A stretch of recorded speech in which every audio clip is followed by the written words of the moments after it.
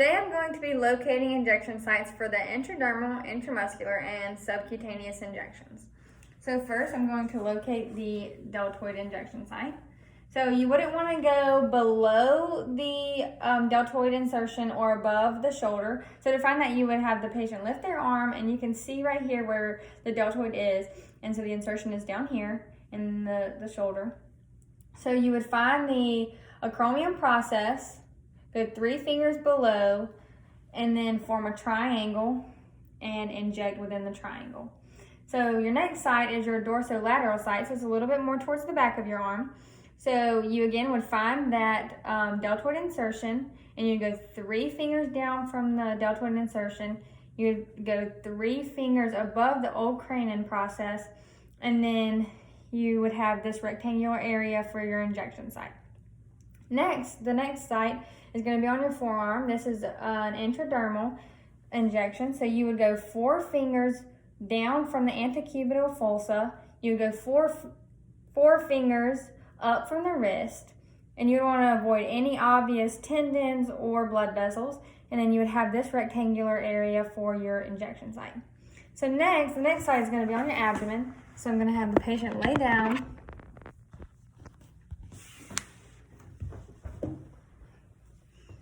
And then, so for the abdomen, this is a subcutaneous injection. So you would have a 2-inch area, 2-inch diameter around the umbilicus, and you don't want to go above the costal margin or below the pubic area. And you also don't want to go past the anterior or superior iliac spine. So you would have a U-shaped area where you could give your injection in the abdomen.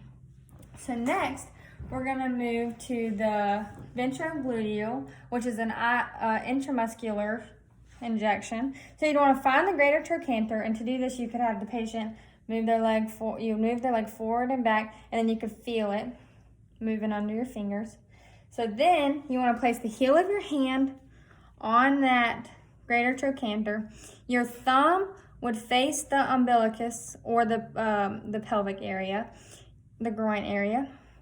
Your pointer, your index finger, would go to the iliac spine, and then your second finger would go out facing the iliac crest. So you would want to palpate right here for good muscle to make sure you're in the right spot, and then this creates a V for ventrogluteal, and you would insert the injection right there.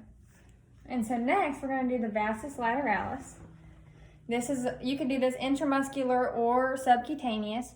So for the intramuscular, you would again want to find the greater trochanter, and you could move the patient's leg up and down, and you could feel this moving underneath your fingers.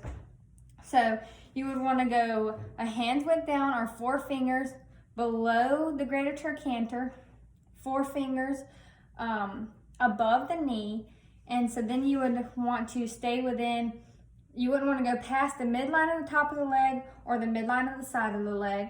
And then so you have this rectangular area to give the intramuscular shot in, and then you would want to use the middle 1/3 of the leg.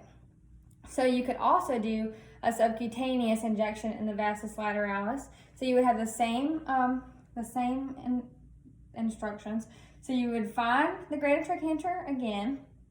You would move the patient's leg to find it. You would go a hand's width down from the greater trochanter, and hand's width up from the knee. You don't want to pass the midline of the center of the leg or the midline of the side of the leg. And then again, you would want to use this rectangular area and the middle 1/3 portion of that.